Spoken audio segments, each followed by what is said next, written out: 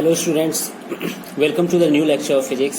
पिछले लेक्चर में हम लोग एक्सीलरेशन पढ़ रहे थे, है ना। एक्सीलरेशन का डिफिनीशन क्या होता है, उसका ऐसा यूनिट क्या होता है, उसके फॉर्मूले क्या होते हैं, वो सब हम लोग देखे थे। साथ ही साथ एक दो क्वेश्चन भी देखे थे। और जो एक इम्पॉर्टेंट पॉइंट था, हम लोगों ने पढ़ा था निगेटिव एक्सीलरेशन के बारे में, यानी कि रिटार्डेशन या डी एक्सीलरेशन के बारे में। ठीक है, एक क्वेश्चन हम लोग किए थे पिछले लेक्चर में। आई होप कि आप लोग इसको कर पाए होंगे और समझ गए होंगे इसका सारा कंसेप्ट को। तो एक्सीलरेशन में बाबू इतना ही है, ज़्यादा हार्ड कंसेप्ट नहीं है।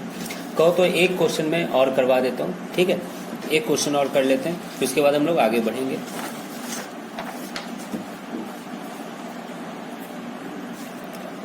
क्वेश्चन है, a car travelling at 20 metre per second takes a U-turn in 20 seconds without changing its speed. What is the acceleration of car? What is the acceleration of car? एक बार question पढ़ लो अच्छे से और try करो कि video को pause करके बना लें इसको। यहाँ पर बेसिक ये है, विदाउट चेंजिंग इट्स स्पीड, है ना। ये ट्रिक है यहाँ पर थोड़ा सा, ठीक है। तो मैं अब बताता हूँ इसको। कह क्या रहा है क्वेश्चन, एक कार है जो कि 20 मीटर पर सेकेंड से चल रहा है। It takes a U turn लिया in 20 second without changing its speed, है ना। अब यू टर्न लिया, यू टर्न लेते वक्त रुका कि किस स्पीड से जा रहा है, क्या जा रहा है, नहीं। हमको मतलब क्या है, यू टर्न लेने से पहले और यू टर्न लेने के बाद, है ना। उतना देर कितने टाइम में हुआ है ये सब चीज, 20 मीटर पर सेकेंड में, है ना। अब यू टर्न कैसे लिया, है ना, किसी चीज से टकरा के पीछे चलने लगा कि क्या हो गया, कि घुमाया है सही में, इससे अब हम लोग को मतलब नहीं है, ठीक है। हम लोग को इसका डायनेमिक्स नहीं देखना है, बस काइनेमेटिक्स पोर्शन देखना है। तो मान लो कि एक कार है, ठीक है, ये चल रही थी, ठीक है, 20 मीटर पर सेकेंड से। क्वेश्चन तो यही कह रहा है। मान लो यहाँ पे एक बहुत बड़ा ऐसा दीवार है, ठीक है, और ये ऐसा टकराया कि उसी स्पीड से वापस इधर आने लगा। इलास्टिक कोलिजन मान लेते हैं कि हुआ, ठीक है। दीवार तो नहीं चलने से बना, तो जब टकरा गया तो फिर कुछ ऐसा मोशन हो रहा था। ये भी 20 मीटर पर सेकेंड से इधर चलने लगा, ठीक है। या यूं समझ लो, ऐसे करके यू टर्न लिया है, ठीक है। और ये सब काम होने में, है ना, कितना टाइम लगा है, 20 सेकेंड टाइम लगे हैं, ठीक है। तो पूछा जा रहा है एक्सीलरेशन कितना होगा, है ना। अब हम लोग जानते हैं कि एक्सीलरेशन क्या होता है, formula v minus you by T, है ना। v यहाँ पे फाइनल वेलोसिटी है, u इनिशियल वेलोसिटी है और t टाइम है। अब यहाँ पे एक चीज समझ लो बाबू, v क्या है, u क्या है और t क्या है। तो सबसे पहले देखते हैं हम लोग कि u क्या है। u क्या है, इनिशियल वेलोसिटी। इनिशियल वेलोसिटी मतलब ये 20 मीटर पर सेकेंड, ठीक है। और इस डायरेक्शन को हम लोग हमेशा पॉजिटिव मान के चलते हैं, जूम करते हैं, इसलिए ये प्लस 20 मीटर पर सेकेंड। क्यों प्लस माइनस पे सोचना पड़ रहा है, क्योंकि हम लोग जानते हैं कि है ना, वेलोसिटी क्या है, वेक्टर क्वांटिटी है। तो यहाँ पर है ना क्या कहता है, plus minus important role play करेगा, उसका डायरेक्शन इंपॉर्टेंट रोल प्ले करेगा। तो u plus 20 metre per second हो गया। अब बात कर लेते हैं v फाइनल वेलोसिटी की, है ना। तो बाबू देख सकते हो फाइनल वेलोसिटी किस तरफ है, इस साइड ये जाने लगा है, मतलब ये इधर पॉजिटिव माने तो इधर क्या हो गया, निगेटिव हो गया। तो इसलिए यहाँ पे v क्या हो गया, माइनस 20 मीटर पर सेकेंड हो गया। तो final velocity minus 20 metre per second हो गया। और टाइम तो बाबू 20 सेकेंड दिया हुआ है। ये समझ में आ गया, ये समझ में आ गया तो बहुत अच्छी बात है ना। यहाँ देखो लिखा है without changing its speed. Speed बोल रहा है, वेलोसिटी नहीं बोल रहा है, क्योंकि वेलोसिटी का डायरेक्शन भी हो जाता है, स्पीड का डायरेक्शन नहीं होता है, ठीक है। अब क्या है, बस पुट कर दो वैल्यू। v का वैल्यू क्या पुट करेंगे, माइनस 20 पुट करेंगे, है ना। यहाँ से डाटा से माइनस फॉर्मूला में u का वैल्यू प्लस 20 डिवाइडेड बाय 20, ये कितना हो गया ऊपर, माइनस 40 बाय 20। और सब कुछ ऐसा यूनिट में देखो लिया हुआ है ना। तो ये एक्सीलरेशन का फॉर्मूला भी किस में आएगा, वैल्यू भी कितना आएगा, -2 मैग्नीट्यूड आ गया और साथ में मीटर पर सेकेंड स्क्वायर, है ना। तो एक्सीलरेशन का वैल्यू कितना आ गया, -2 मीटर पर सेकेंड स्क्वायर। इसका मतलब इधर पॉजिटिव माने तो एक्सीलरेशन का डायरेक्शन इस तरफ है, ठीक है, निगेटिव की तरफ है। अब एक चीज देख सकते हो कि एक्सीलरेशन का वैल्यू अगर -2 मीटर पर सेकेंड स्क्वायर है, अगर तुमसे क्वेश्चन पूछा जाए what is the value of retardation, तो तुम क्या बोलोगे, +2 मीटर पर सेकेंड स्क्वायर। क्यों, क्योंकि negative acceleration is called retardation, ठीक है। एक चीज यहाँ पे एक और चीज देख सकते हो तुम लोग यहाँ पर कि हमेशा हम लोग सोचते थे ना, एक मिसकंसेप्शन रहता था कि निगेटिव एक्सीलरेशन तभी आएगा जब ब्रेक मारेगा। यहाँ ब्रेक मारा गया है क्या, नहीं मारा गया, लेकिन फिर भी एक्सीलरेशन निगेटिव आया ना। हाँ, तो ये चीज थोड़ा सा समझना होगा हम लोग को, ठीक है, ऐसा भी हो सकता है। अब हम लोग का नेक्स्ट टॉपिक जो हम लोग पढ़ने वाले हैं वो है यूनिफॉर्म एक्सीलरेशन के बारे में। यूनिफॉर्म एक्सीलरेट या यूनिफॉर्म एक्सीलरेटेड मोशन भी कह सकते हैं इसको, यूनिफॉर्म एक्सीलरेटेड मोशन। अब आप लोग को याद आ रहा होगा कि पिछले कुछ लेक्चर्स के पहले हम लोग यूनिफॉर्म मोशन पढ़े थे, फिर हम लोग डिस्कशन किए थे नॉन यूनिफॉर्म मोशन क्या होता है, यूनिफॉर्म वेलोसिटी क्या होती है।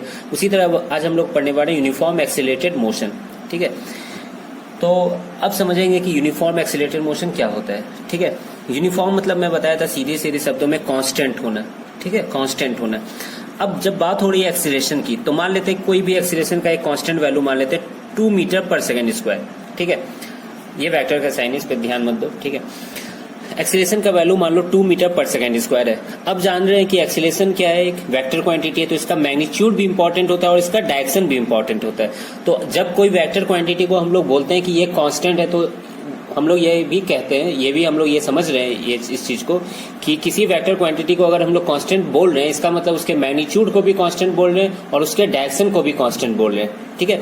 तो यहाँ तो 2 मीटर पर सेकेंड स्क्वायर मान लो मैग्नीट्यूड हो गया, और डायरेक्शन इसको मान लेते हैं कि ईस्ट की तरफ है, ईस्ट मतलब इस तरफ है, ठीक है, पॉजिटिव है, पॉजिटिव से भी समझ में आ रहा होगा, ठीक है। तो ये एक तरह का क्या हो गया, कांस्टेंट एक्सीलरेशन हो गया, है ना। इसको हम लोग कांस्टेंट एक्सीलरेशन कह सकते हैं, ठीक है। तो जब भी बाबू यूनिफॉर्म चीज का है ना, तो कांस्टेंट ही है ना, क्या कहता है, हम लोग को समझना होता है, ठीक है। तो ये मोटा मोटी क्या होता है हम लोग समझ चुके हैं, लेकिन अब इसको हम लोग डिफाइन कैसे करेंगे, है ना, क्योंकि डिफिनेशन में थोड़ा सा हम लोग को फॉर्मूला की तरफ चलना पड़ता है। तो याद करो एक्सीलरेशन का वैल्यू क्या होता है, v minus you by T, है ना, या यूं कह सकते हैं v माइनस यू बेसिकली क्या है, delta v by T. Delta v क्या है यहाँ पर, change in velocity, change in velocity, ठीक है, change in velocity by time. अब ये चीज कांस्टेंट बाबू कब होगा, जब ये और ये दोनों कांस्टेंट होगा, सेम होगा हमेशा टाइम इंटरवल के लिए, यानी हमेशा जब इक्वल टाइम इंटरवल लेंगे तो वहां चेंज इन वेलोसिटी भी क्या होनी चाहिए, इक्वल होनी चाहिए हर इक्वल टाइम इंटरवल में। तब हम लोग कह सकते हैं ये एक्सीलरेशन क्या आएगा, कांस्टेंट आएगा, या अलग शब्दों में यूनिफॉर्म आएगा, ठीक है। और एक पार्टिकुलर डायरेक्शन में होना चाहिए, है ना। वैसे चेंज में ये सब कंसिडर हो जाएगा, है ना। वेलोसिटी खुद एक वेक्टर क्वांटिटी है ना, तो वो उसमें आ जाएगा डिफिनीशन में। तो मैं डिफिनेशन लिख लेता हूं, फिर देखना कि आप लोगों को समझ में आ रहा है कि नहीं। A body is said to be in uniform acceleration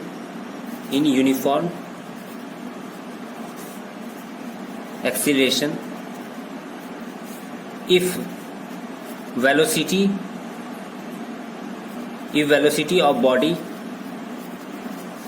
changes by equal amount। ये चेंजेस बाय इक्वल अमाउंट का मतलब क्या हुआ, चेंज इन वेलोसिटी, है ना, बाय और इक्वल होना चाहिए हमेशा।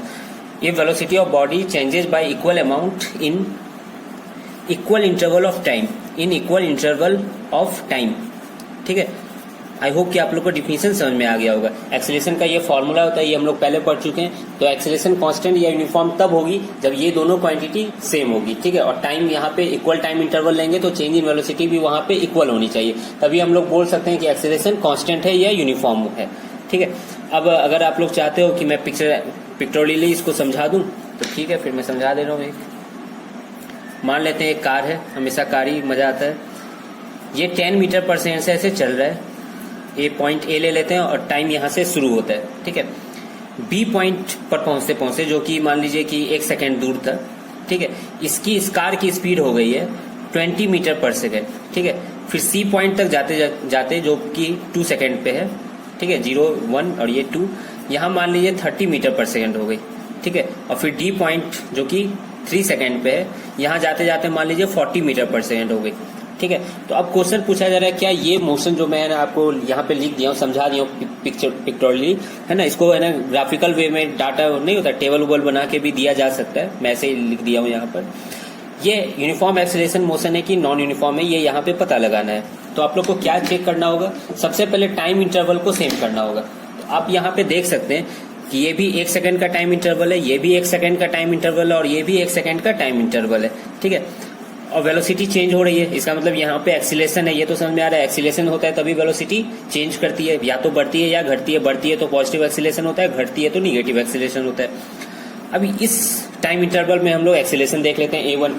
एक्सेलरेशन क्या होता है बाबू, v minus you by T होता है, ठीक है। v यहाँ पे क्या हो गया, final velocity, u initial velocity, तो फाइनल 20 है, u 10 है, तो 20 minus 10 by 1 second, 1 second time interval है, तो ये कितना हो गया, 10 मीटर पर सेकेंड स्क्वायर हो गया। उसी तरह से इस टाइम इंटरवल में देखो, ये भी 1 सेकंड का टाइम इंटरवल है, यहाँ पे भी चेंज कितने का हुआ है, 10 का हुआ है, 10/1, तो ये भी 10 मीटर पर सेकंड स्क्वायर हो गया। यहाँ पे भी उसी तरह देखोगे, चेंज इन वेलोसिटी क्या होगा, final velocity minus initial velocity, है ना। अब इनिशियल वेलोसिटी बाबू ये नहीं होगा, जब 2 पॉइंट पे हम लोग देखते हैं तो पहला पॉइंट जो स्टार्ट होता है, यहाँ से अगर स्टार्ट हो रहा है तो यहाँ की वेलोसिटी इनिशियल कहलाती है। ये नहीं कि इनिशियल का मतलब एकदम कसम खा लिए कि जहां इनिशियल थी, जहां से कार चली थी उसी को इनिशियल कहते हैं, नहीं। इनिशियल है ना, एक चीज ये समझ लो यहाँ पर, ठीक है।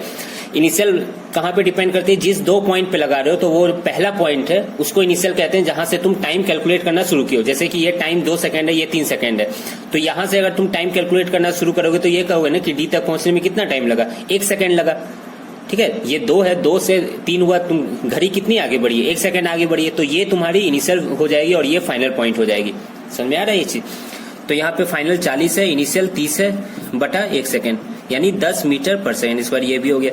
तो देख सकते हो हर जगह एक्सीलरेशन क्या आ रहा है, पॉजिटिव भी आ रहा है और सेम मैग्नीट्यूड वाला भी आ रहा है, तो हम लोग कह सकते हैं कि this is uniform accelerated motion. कोई दिक्कत। अब इसका एग्जाम्पल देख लेते हैं, है ना। अब एक चीज देख सकते हो कि ये भी कह सकते हो यहाँ पर कि वेलोसिटी इक्वल अमाउंट में बढ़ रही है इक्वल टाइम इंटरवल में। तो अब हम लोग को देखना होगा कि लाइफ में ऐसा कहाँ होता है कि वेलोसिटी इक्वल अमाउंट में बढ़ती जाती है ना, इक्वल टाइम इंटरवल में। तो देखा गया है कि जब कोई बॉडी फ्रीली फॉल करती है ना, फ्रीली फॉल मतलब मान लो कि थोड़ी ऊंचाई से किसी बॉडी को गिरा दे, पत्थर को गिरा दिए, ठीक है। तो ये जो motion of freely falling object होता है, motion of freely falling object, ये यूनिफॉर्म एक्सीलरेटेड मोशन का एग्जांपल होता है, ठीक है। इसको याद रखना है अभी, है ना। ये मोशन कैसा होता है ना, इसमें क्या क्या पैरामीटर्स होते हैं, ये हम लोग ग्रेविटेशन चैप्टर जब 9th क्लास में आएगा 2-3 चैप्टर के बाद, है ना, तो वहां हम लोग अच्छे से पढ़ेंगे, है ना। बेसिकली यहाँ पे क्या होता है कि एक जमीन है, मान लो यहाँ से पत्थर को गिरा दिए, ठीक है। मान लो स्टार्टिंग में इनिशियल वेलोसिटी 0 है ना, ड्रॉप किए हैं यहाँ पे, तो ये जो होता है ना, हर 1 सेकंड में देखोगे तो इसकी वेलोसिटी इक्वल अमाउंट में बढ़ती जाती है ना। और motion of freely falling object अगर यूनिफॉर्म मोशन है, इसका मतलब एक्सीलरेशन क्या होगा, कांस्टेंट होगा, है ना। और जानते हो एक्सीलरेशन का वैल्यू कितना होता है, 10 मीटर पर सेकंड स्क्वायर, या और अच्छे से लिखा जाए तो 9.8 मीटर पर सेकंड स्क्वायर। ये एक्सीलरेशन का मैग्नीट्यूड होता है और डायरेक्शन किधर होता है जानते हो, नीचे की तरफ होता है, ठीक है। अब ये सब कैसे आए बाबू, ये सब अभी टेंशन नहीं लेना। टेंशन ले रहे हो इसका मतलब तुम बुद्धू हो, ठीक है। बुद्धू नहीं हो, मतलब बेकार का टेंशन ले रहे हो, ठीक है। बाद में मैं ये पढ़ाऊंगा, है ना, आगे के चैप्टर्स में आता है ये ग्रेविटेशन चैप्टर में, है ना। इसका डेरिवेशन भी आता है कि कैसे आया, ये समझ में आ रहा है। बस यहाँ पे ये जानना है कि यूनिफॉर्म एक्सीलरेशन मोशन का डेली लाइफ में एग्जांपल क्या होता है, motion of freely falling object होता है। कोई दिक्कत। अब बात कर लेते हैं नॉन यूनिफॉर्म एक्सीलरेशन या वेरिएबल एक्सीलरेशन की।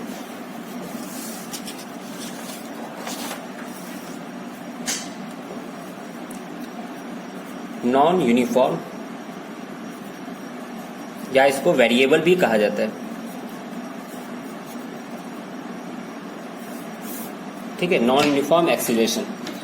अब याद है यूनिफॉर्म मोशन जब पढ़े थे तो नॉन यूनिफॉर्म मोशन कितना आसान था करना, है ना। और वहां पे एक कंफ्यूजन भी आया था कि याद है नॉन यूनिफॉर्म मोशन का डिफिनेशन क्या होता था, when body covers unequal distances in equal interval of time, ये होता था। तो वहां पे हम लोग सोचे थे कि इक्वल इंटरवल ऑफ टाइम ही क्यों कह रहे हैं, अनइक्वल इंटरवल ऑफ टाइम, इसको भी टाइम को भी अनइक्वल बना देते हैं और है ना ज्यादा कॉम्प्लिकेटेड हो जाएगा। तो फिर मैं एक एग्जांपल भी बताया था कि देखो जब तुम टाइम इंटरवल को चेंज किए तो लग रहा था कि ये नॉन यूनिफॉर्म मोशन है, लेकिन ये यूनिफॉर्म मोशन आ गई, है ना।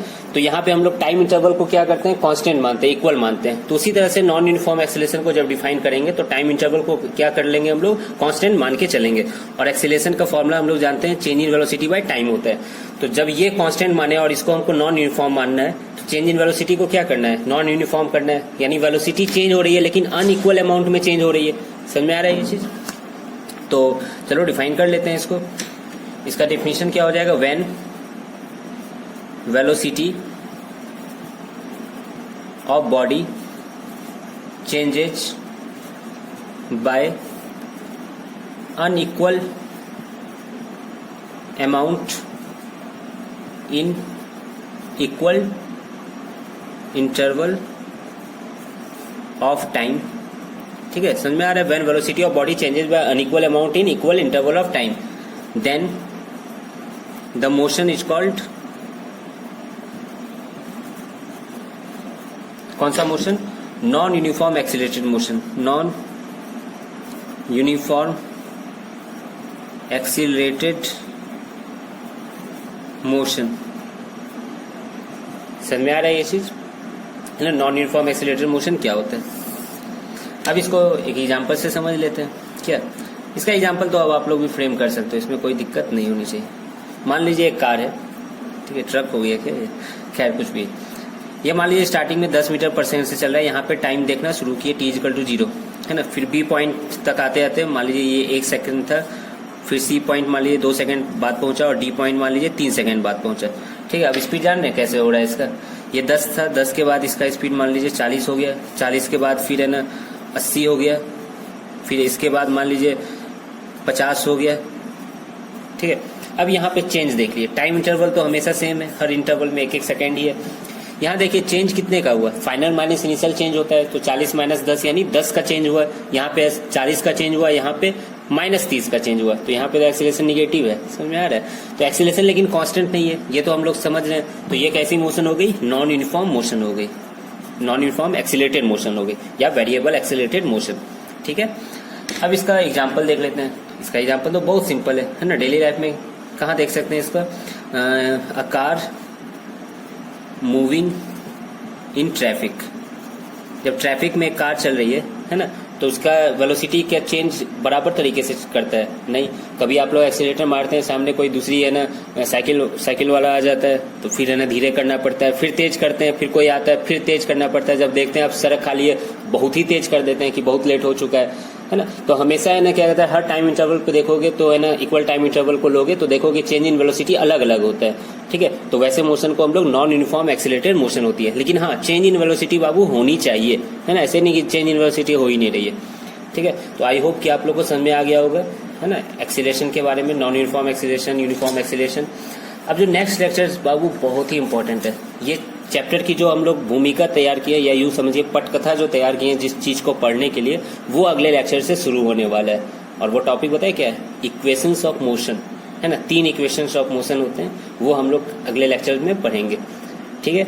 तो आप लोग फिर से एक बार स्पीड, वेलोसिटी, एक्सीलरेशन को रिवीजन कर लीजिए, क्योंकि उस पे जब आपको अच्छा कमांड आ जाएगा तो इक्वेशन ऑफ मोशन में क्या करना है? फॉर्मूला लगाना है, बस न्यूमेरिकल सॉल्व करना है। उसमें कुछ भी कंसेप्ट नया नहीं आने वाला है, ठीक है। लेकिन हाँ, एक्सीलरेशन बहुत बार यूज होगा, तो एक्सीलरेशन के बारे में जानना तो जरूरी है, ठीक है। तो ये सब रिविजन कर लेना आप लोग, है ना। फिर thank you, have a nice day. फिर मिलते हैं नेक्स्ट लेक्चर में।